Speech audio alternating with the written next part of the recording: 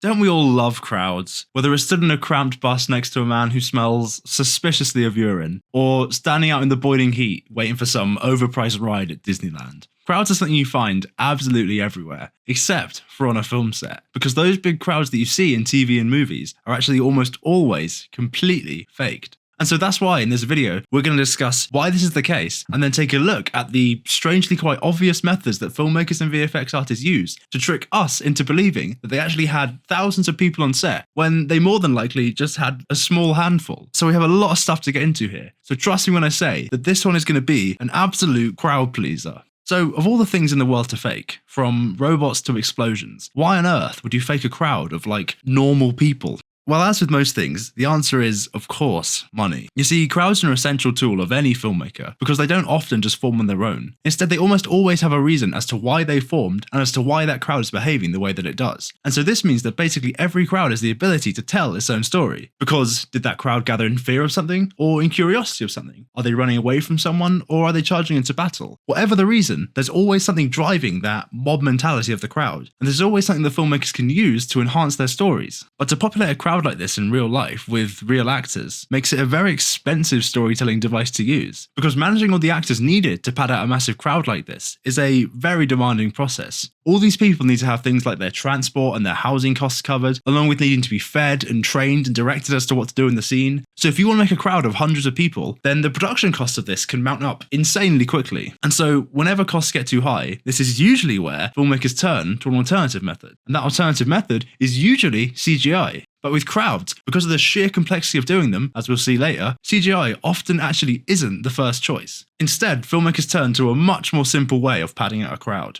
One so simple and so common that once you see it once, you're going to see it absolutely everywhere. So I'm basically about to completely ruin most crowd scenes in TV and film for you. So what is this obvious method and why is it so commonly used? Well, let's imagine you've already got all the extras you're going to need to film the close-up shots of your crowd. So let's say around 10 to 15 people. Why would you go and hire any more if you can just copy and paste those exact same extras over and over again for the wide shot of the crowd, but do it in a way where hopefully no one notices? And so this is exactly what productions do all the time to save money. They just copy and paste the same crowd over and over again. Don't believe me? Look at this shot from Doctor Who here. How many times can you spot the onion head person, or the wolf guy, or the robot man, or perhaps this scene here from Game of Thrones, where when you watch it slowly, you can see that the entire crowd was just duplicated twice, and they didn't even bother changing their clothes around. It's just an obvious copy and paste. And so despite this being something that you spot all the time after a while, I actually really love this solution, because it's quite cheeky on the side of the filmmakers. They know that we don't look in the background of their shots enough, and so that means they can get away with little tricks like this. And this actually makes it a pretty fantastic solution, because you only need a few extras to actually do it, and then it creates a crowd that looks insanely believable, and more importantly, a crowd that's insanely directable. Because if you want this crowd to do anything in particular, then you can just simply tell the actors to do it, and it will look 100% real, making it a brilliant solution for anyone on a budget. But of course, as with almost everything in VFX, there's a few pretty major drawbacks to doing this method. And this was why some very innovative techniques were devised in the early 2000s to circumvent this. So what were these drawbacks and how did modern VFX get around them? Well, obviously the first drawback is the visual repetition in this crowd from the copy and pasting, but this is always going to be inevitable with this technique. So what's much more of an issue is actually filming this setup, because the final shot we see is basically just a bunch of different individual shots, all filmed one at a time and then stitched together after the fact. And the way you film this is you shoot the extras in one spot and then all the extras sort of musical chairs into a new position and then do the shot again and again and again. And you repeat this a few times with the extras in different positions, and pretty quickly you build up a nice shot with a nice crowd. But the limitation of this is that in order to seamlessly blend all of these takes together, the camera needs to stay in the exact same position every single time. Because if there was even a slight inconsistency in the camera's position between the different takes, then all the different shots are never going to line up with each other and are all going to look slightly different from each other, which means they won't be able to blend seamlessly from one shot into the next. And so this means unless you have access to very expensive motion control technology, which can perfectly recreate the camera's movement every time,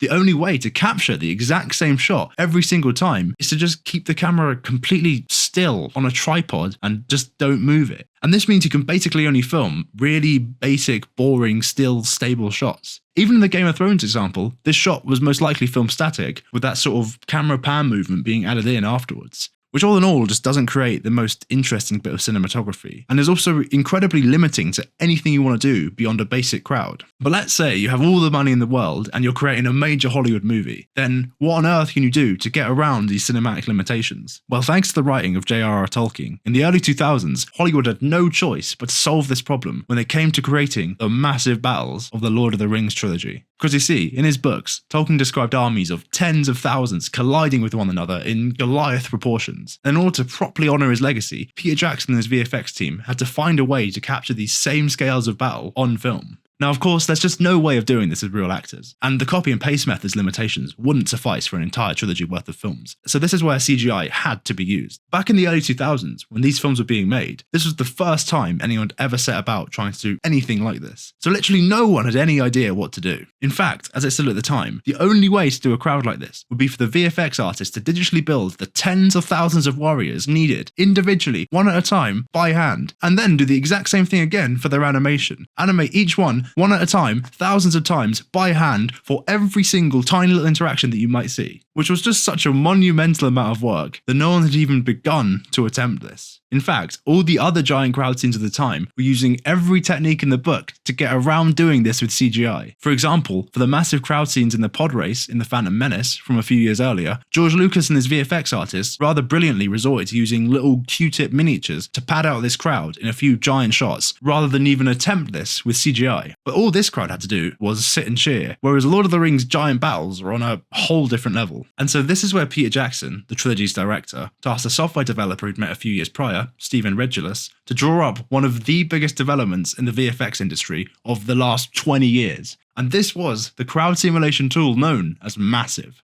Massive is this amazing tool that can generate entire armies and then simulate the complex interactions between them to the point where they could play out huge battles entirely between themselves. So the different armies could have their own objectives and their own ways of going about achieving them. They could fight, they could die, they could flee, they could go charging in, all based off of their own internal logic and rule set. So essentially it was a bit like letting the AI fight each other in a video game, just turned up to 1,000 with a far greater level of intelligence behind it. And so this software would get around a lot of the limitations that we mentioned earlier, as now it could automate large amounts of the work needed to actually build a CG crowd, all without necessarily needing human oversight to do so. But to be honest, an overarching AI-driven crowd intelligence system sounds almost unbelievable, especially when you compare it to the other CGI we saw in the early 2000s. So how does this crowd simulation software actually work under the surface? Well, in the simplest terms, all this crowd simulation is actually doing is connecting different animations to different members of the crowd and then determining when to trigger said animation. So let's say the simulation tells the crowd members, or agents as the VFX guys call them, to start running. They'll continuously play a running animation until they hit their next trigger. And then once they hit that trigger, for example, running 10 meters, they'll play a completely different animation. And so by linking a bunch of different animated states together with a bunch of different triggers like this on a gigantic scale, it makes it look as if this crowd is alive and doing its own thing. And so the real challenge of all of this was figuring out these triggers and then using these to source the variety in the crowd's behavior. Because crowds don't all just do the same thing at the same time. Instead, crowds kind of have this unique behavior to them, where everyone in the crowd wants to achieve the same goal, like storming the castle and murdering everyone, but at the same time, each individual member of the crowd has their own way of going about achieving this. And so, to generate this variety, Regulus built a system where you could pretty much tell each agent what type of character they were going to be playing in this scene. So it's a bit like giving an actor their motivation on a film set. And then this would set the baseline for how that agent should interact with the world. So for example, an orc with an axe will have a completely different fighting style and behavior set to, say, an elf with a bow, because that orc is going to be a crazed berserker, whereas the elf is going to be a much more stoic warrior. And so thousands of different movesets were programmed and animated in for each possible variation like this that the agent could draw on whenever they needed to.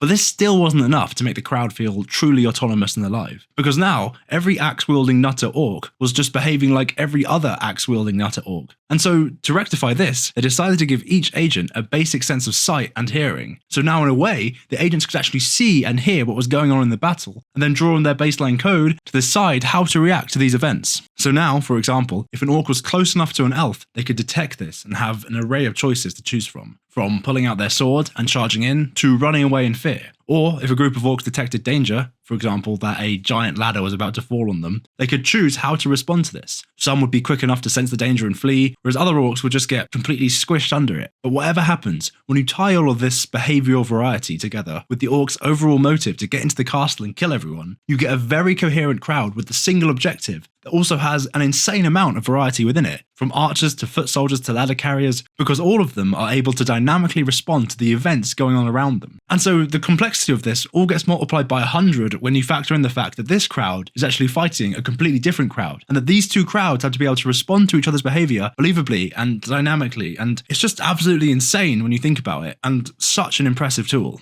But I don't want to give the impression that this stuff just works, Todd Howard style, because whilst the intelligence and the depth of these crowd simulations are stunning, they take an insanely long amount of time to set up, program, 3D model the assets for, animate, and of course, control them to do what you actually want them to do. Because you've got to remember, the artists here are wrangling data for thousands and thousands of agents, so it never goes right all of the time, and it's a good load of trial, error, and debugging to get this looking right. And now, speaking of getting things looking right, this brings us to the other major half of crowd simulations, getting their appearances to look photorealistic on camera. Because an army of this size can't be handcrafted. You need so much variety in their appearances, heights, weapons, sizes, etc. that it would take so long to craft them individually. So instead, they were randomly generating all of their designs based off of essentially what was a character creator in a video game. So how on earth did they get their thousands and thousands of characters to look this flipping good all the way back in the early 2000s when we're still struggling nowadays to create a singular, completely photoreal CG character? Well, this is where you can see that Peter Jackson and his VFX artists clearly understood the limitations of this software, because rather brilliantly, they constructed these Goliath crowd scenes out of mostly 3 types of shot, all of which help to perfectly obscure any limitation in the quality of these crowds. So the first was to simply always cut back to the real actor's face as often as possible, because then you can barely see any of the CG characters anyway. And if you watch these battles, they cut back to the faces all the time, but it always works because we as audiences connect to these characters via their faces, so it's not something we get bored of easily. The second shot they often leverage are these gigantic sprawling shots of the battlefield, where you can see legions and legions of warriors, but the camera is so far away you can barely make out any of the CG details anyway. So these shots also look pretty good. Then the final method they use is a shot with a bunch of real actors in the foreground, and then tucked away behind these guys you have all the CG characters. And so this way, you're spending most of your time looking at real humans anyway, and any dodgy CGI is obscured, all whilst you still get the feeling like this is a massive battlefield with thousands and thousands of warriors in it. And so this clearly pays off because these crowd scenes have aged so well, particularly when you compare the crowd scenes in these films to more modern crowd scenes which don't play by these cinematic rules. Because these more modern films that just show the crowds front and centre without a care in the world really expose the main flaw with this technique, that the cracks will visually show if you don't actively obscure it. Because there's no way to make thousands and thousands of CG characters look believable on camera. At least, this was the case, up until the last few years, when a series of films came along which, via an insane marriage of both the copy and paste method and elements of crowd simulation, created CG crowds which were truly indistinguishable from real life. And I guarantee that in the next 5 years, this technique will be being used in every major film that you see. And surprisingly, the films which had this massive breakthrough for VFX wasn't Avatar or anything like that. It was actually those musical biopic films, like I Want to Dance with Somebody and Bohemian Rhapsody. So what did these films do? Well, basically, there's a classic CGI technique called photogrammetry. And we've talked about this on the channel a few times before, but basically it's a really quick and easy way to create 3D geometry, which is the backbone of all CGI. So basically what you do is you get a real world object, photograph it from all angles, and then load those photographs into the computer. And then from this data, the computer can recreate that object as a highly versatile piece of 3D geometry, which you can then use for whichever VFX you'd like. But what's really cool about this method is that you can then reproject those initial photographs back over the geometry, meaning that all the tiny little details and imperfections that the real life object has are now being pasted as images over this geometry, giving it an insanely detailed and realistic appearance that would usually be really difficult to recreate with CGI. So it's just an awesome technique that 3D artists use all the time to get really good looking CG objects. But what does any of this have to do with Whitney Houston? Well, in the past, this method had only ever been used on static objects, but in I Want to Dance with Somebody, the absolute nutters at Dimension Studios started using this on moving objects. But more importantly, they started using it on moving humans. So by using a massive volumetric stage packed with lights and video cameras and even infrared cameras, they were able to completely capture a full human's movement doing whatever the director wanted, and then convert this into clean, realistic, and most importantly, moving 3D geometry, which is just absolutely incredible because now complete human actors can exist entirely as CG geometry, which means they can now be placed wherever the filmmaker wants, doing whatever the filmmaker wants, whenever the filmmaker wants, under whatever the lighting the filmmaker wants, and look ridiculously photorealistic. So now, to build a crowd with this method, all you have to do is capture a bunch of different people doing a bunch of different things and then duplicate them over and over again until you have a crowd. So this method combines the direct ability of the copy and paste method with the photorealism or photogrammetry all tied in with the complete versatility of using CGI. And this is a technique that works so well that in I Want to Dance with Somebody, these CG humans were literally padding out the second layer of the crowd. So the people in the first row were actual humans who were there on set, but from the second row backwards, they are completely CGI and were captured on a stage miles away and then digitally inserted in after the fact, which is just absolutely insane and unlocks so much potential for filmmakers, which I can't wait for them to explore. So now the real question of all of this comes down to, could this new technology be used for massive battle scenes like the ones we see in Lord of the Rings? Well, the answer is hopefully. Because right now, in both their current states, there's no way to combine the crowd simulation's brain with the pre-captured movement of the humans. Because the crowd simulator needs to have complete control over its agents' movements, and therefore needs to be able to dictate literally everything they do. Whereas the capture method can only recreate what the human actor already did in real life, which means the crowd simulator has no agency over this, and therefore cannot at all direct the behavior of this captured crowd. So what I'm saying is the two methods can't talk to each other. But in theory, it's totally possible that they can, using volumetric capture to generate the thousands of realistic appearances and animations needed for the agents, and then using the crowd simulation's brain to calculate how exactly these scans should behave. But for however it goes, the future for crowd sims is looking very, very bright and very, very versatile. And we'll know that they've cracked this combination when we see a film that gets right into the nitty-gritty details of a very large, very realistic looking and very dynamic looking battle scene, which is something that I'm very much looking forward to seeing. But until that day, thank you so much for watching. Let me know in the comments below if you guys have seen any more obviously copy and pasted crowds like the ones we saw earlier. And also let me know your thoughts on modern filmmaking becoming so CGI that humans aren't even real now. Also, if you like this video, please leave a like and subscribe, and please check out some of our other videos where we discuss the best VFX across the last 25 plus years of filmmaking. But otherwise, yeah, thank you for watching and have a great day.